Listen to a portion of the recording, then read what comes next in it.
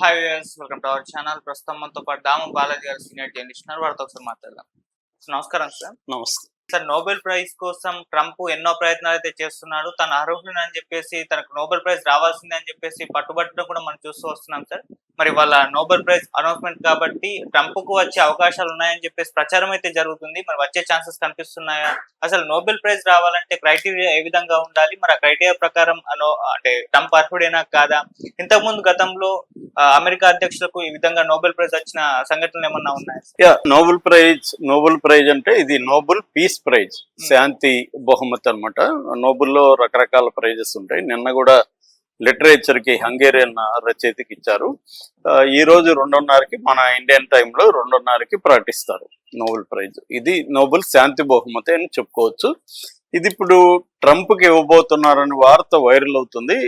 2:30కి తెలిసిపోతుంది ట్రంప్ కి ఇస్తారా లేదనేది. కాకపోతే ఏంటంటే ఇక్కడ ట్రంప్ దీనికి అర్హుడా అన్న చర్చ ఇప్పుడు ప్రపంచవ్యాప్తంగా నడుస్తుంది. సో ఇక్కడ ఇంకొక ప్రాబ్లం కూడా ఉంది. ఇదేంటంటే నామినేషన్స్ అనేవి జనవరి 31కి కంప్లీట్ అయిపోయినాయి. అప్పటికి ఈయన వచ్చి వారమే అయింది. నిజానికి ఈయన ఇప్పుడేమంటున్నాడు, నేను యుద్ధాలు ఆపాను, 7 యుద్ధాలు ఆపాను, ఇవన్నీ చెప్తున్నాడు. కానీ అక్కడ నామినేషన్స్ అయిపోయినాయి నిజానికి. సో మరి ఈ యుద్ధాలని ఆపడం కావచ్చు, మిగతా అంతా పరిగణలోకి తీసుకుంటారా, లేకపోతే ట్రంప్ 2017 నుంచి 21 కాలాన్ని పరిగణలోకి తీసుకుని ఇస్తారా అనేది చూడాలి. మామూలుగా అయితే నార్వేలో నోబెల్ కమిటీ ఈ రోజు డిక్లేర్ చేయబోతుంది. మామూలుగా వాళ్ళు ఏంటంటే ప్రపంచ శాంతి కోసం ప్రయత్నించిన కృషి చేసిన వాళ్ళకి, అది కూడా సుదీర్ఘకాలం కృషి చేసిన వాళ్ళకి ఎక్కువగా ఈ ప్రైజెస్ ఇస్తారు. సో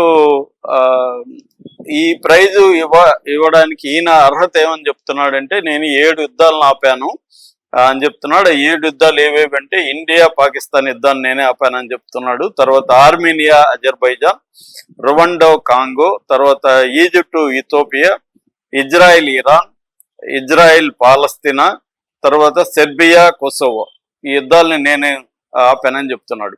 కానీ ఇప్పుడు ఇండియా పాకిస్తాన్ ఈయన ఆపలేదని ఇండియా అంటుంది. అట్లాగే ఇప్పుడు ఈజిప్టు ఇథోపియా మధ్య యుద్ధం కాదు, అది నైలు వివాదం, దాన్ని కూడా ఈయన యుద్ధం కిందకి లెక్కేసేస్తున్నాడు. అట్లాగే మిగతావి కూడా అవి చిన్న చిన్న గొడవలు తప్ప పెద్ద యుద్ధ స్థాయిలో ఈయన ఆపిందేమి లేదు. మరోపక్క భయంకరమైన ఇజ్రాయెల్ ఊతకోచు కోసి దాదాపు 50-60 వేల మంది గాజాలో పాలస్తీన్లు చంపినప్పుడంతా ఈయన సైలెంట్ గానే చూస్తున్నాడు. మరోపక్క ఇరాన్ మీదకి ఈయనే వారికి ఇండైరెక్ట్ గా ప్రోత్సహించాడు. సో ఒక పక్క ఈయనే చేస్తూ ఇంకొక పక్క ఆపుతున్నట్టు డ్రామాలు ఆడడం అనేది అందరికి తెలుసు. కాకపోతే ఏంటంటే ఇప్పుడు ఈయనకి ఇస్తే బాగుండని కూడా కొంతమంది కోరుకుంటున్నాడు. ఎలాగైనా ఈయన నోబెల్ ప్రైజ్ వచ్చింది కాబట్టి ఫర్దర్ గా యుద్ధాలు ఆపుతాడేమో అన్న ఒక ఆశతో ఈయనకే ఇచ్చేస్తే పోయింది ఈరు. లేకపోతే ఇప్పుడు నాకు ఎలాగో ఇవ్వలేదని ఇంకా యుద్ధాలు రెచ్చగొడతాడేమో ఇతను, అసలే క్రాక్ గై అన్నట్టుగా ఆయనకి ఇచ్చేయండిరా బాబు అన్నట్టుగా చాలా మంది అడుగుతున్నారు. కాకపోతే ఏంటంటే ప్రాబబిలిటీ అనేది 33% ఉందని, అంటే ఎవ్రీ ఇయర్ ఎవరికి ప్రాబబుల్ అనేది కొంతమంది గెస్ చేస్తూ ఉంటారు. ఆ గెస్ చేసేటప్పుడు ఈయనకి ఇప్పుడు ప్రాబబిలిటీ వచ్చి 33% ఉంది. ఎందుకంటే ఈయన జనవరి 31 లోపల నామినేట్ అయ్యారు కాబట్టి ఈయన వారమే అయింది, అప్పటికి ఇవేమీ జరగలేదు అనేది చెబుతున్నారు. కాకపోతే ఏంటంటే ఇటు పాకిస్తాను ఇటు ఇజ్రాయెల్ ఇద్దరు కూడా ఈయనకి నామినేట్ చేశారు. అసలు ఇజ్రాయెల్కి ఒక పీస్ దీంట్లో నామినేట్ చేసే రైట్ ఉందా? ఎందుకంటే అతను నేతను వార్ క్రైమ్స్ లాగా అతను క్రిమినల్ గా ఇంటర్నేషనల్ కోర్టు డిక్లేర్ చేసింది అతను. ఎందుకంటే 50-60 వేల మంది ప్రాణాలు తీసిన వ్యక్తి అతను. అలాంటి అతను ఇంకొక వార్ మాంగర్కి నోబెల్ ప్రైజ్ ఇవ్వమని రికమెండ్ చేయడం. ఇటు పాకిస్తాన్ అంతే, పాకిస్తాన్ ప్రపంచంలో టెర్రరిజాన్ని రెచ్చగొడుతూ ఒక పక్క, మళ్ళీ శాంతి బహుమతి కోసం పాకిస్తాన్ రికమెండ్ చేయడం అనేది సమంజసం అనే చర్చ కూడా నడుస్తుంది. కాకపోతే ఏంటంటే ప్రతి దాంట్లో రాజకీయాలు ఉన్నట్టే నోబెల్ పీస్ ప్రైజ్ లో కూడా రాజకీయాలు ఉంటాయి. ఫర్ ఎగ్జాంపుల్ గాంధీకి ఇవ్వలేదు. గాంధీకి 1937 నుంచి 1948 వరకు 5 సార్లు గాంధీ నామినేట్ అయ్యాడు. కానీ ఒకసారి కూడా గాంధీకి నోబెల్ ప్రైజ్ ఇవ్వలేదు. దాని తర్వాత 2006లో నోబెల్ ప్రైజ్ కమిటీలో పనిచేస్తున్న వాళ్ళు గాంధీకి ఇవ్వకపోవడం అనేది చాలా ఘోరమైన విషయం, గ్రేట్ ఒమిషన్ అని అన్నారు. అట్లాగే కెన్సరో వివా మనం బర్మా అని మయన్మార్ లో ఆమె ఎంతో పనిచేసింది, సుదీర్ఘకాలం హౌస్ అరెస్ట్ లో ఉండింది, ఆమెకి ఇవ్వలేదు. అలాగే చాలా మందికి ఇవ్వలేదు. అయితే ఇప్పుడు ట్రంప్ కాకపోతే ఇంకెవరు అర్హులు అంటే ఇద్దరు పేర్లు చెప్తున్నారు. ఇద్దరు అంటే అందులో ఒకటి ఆర్గనైజేషన్, ఒకటి ఇండివిజువల్. మామూలుగా ఏంటంటే ఇప్పటి వరకు 338 నామినేషన్లు వచ్చాయని చెప్తారు. మామూలుగా నోబెల్ కమిటీ నామినేషన్ ని అఫిషియల్ గా అనౌన్స్ చేయదు, అంటే ఎవరెవరు నామినేట్ అయ్యారు అనేది చెప్పదు అనమాట. 50 ఏళ్ళ నుంచి ఈ సంప్రదాయం కంటిన్యూ అవుతుంది. కాకపోతే లీక్ అవుతుంది కదా, అలా లీక్ అయిన సమాచారం మేరకు 338 మంది నామినేట్ అయ్యారని, అందులో 244 మంది వ్యక్తులు ఉంటే 94 ఆర్గనైజేషన్స్ ఉన్నాయని చెప్తున్నారు.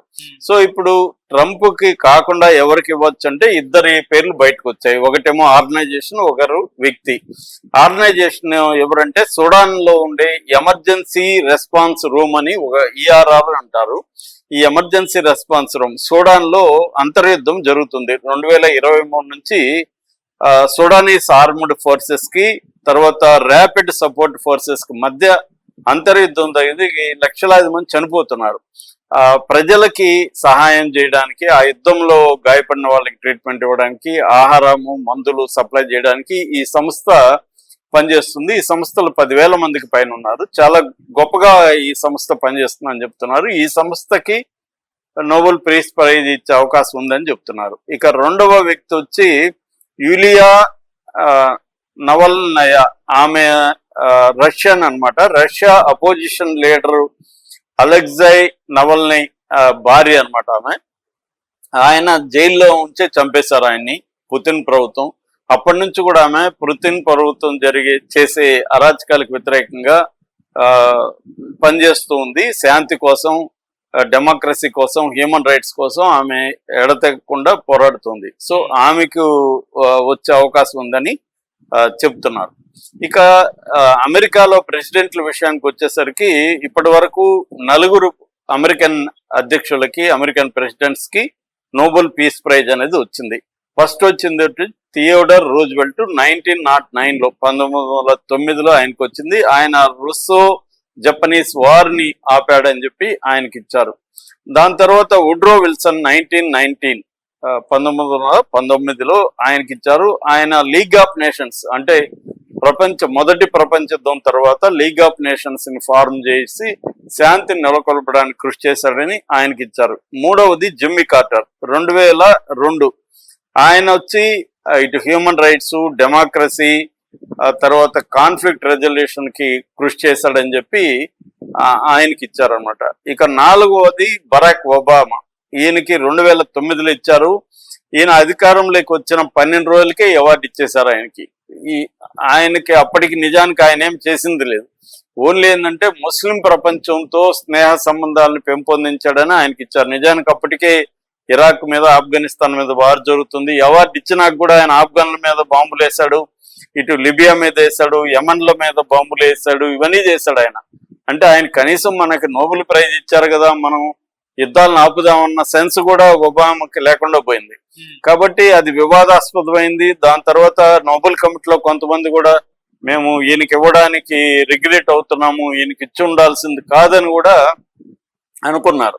ఇప్పుడు ట్రంప్ కూడా అదే పరిస్థితి కావచ్చు. ట్రంప్కి ఇస్తే రేపొద్దున మళ్ళీ వాళ్ళు రిగ్రెట్ అవ్వాల్సి రావచ్చు. ఎందుకంటే అతను అవార్డు తీసుకున్నాక ఇంకా కూడా రెచ్చిపోవచ్చు. నాకు ఎలాగూ నోబెల్ ప్రైజ్ వచ్చింది కదా, ఇంకేమో ఇప్పుడు కనీసం నెక్స్ట్ ఇయర్ అన్నా నోబెల్ ప్రైజ్ ఇస్తారేమో అని కొద్దిగా యుద్ధాలని ఆపడానికి ట్రై చేయొచ్చు. ఎందుకంటే ఆయనకి ఛాన్స్ నెక్స్ట్ ఇయర్కి ఉంది ఖచ్చితంగా. కానీ ఇప్పుడు ఇచ్చేస్తే ఆయన ఒబామా లాగా ఆయన కూడా రెచ్చిపోయి బాంబులు వేస్తాడేమో అన్న భయాందోళనలు కూడా జనంలో ఉన్నాయి. కాబట్టి ఈ నేపథ్యంలో ఆయనకి ఇస్తారా లేదా అనేది మనకి 2:30కి తెలిసిపోతుంది.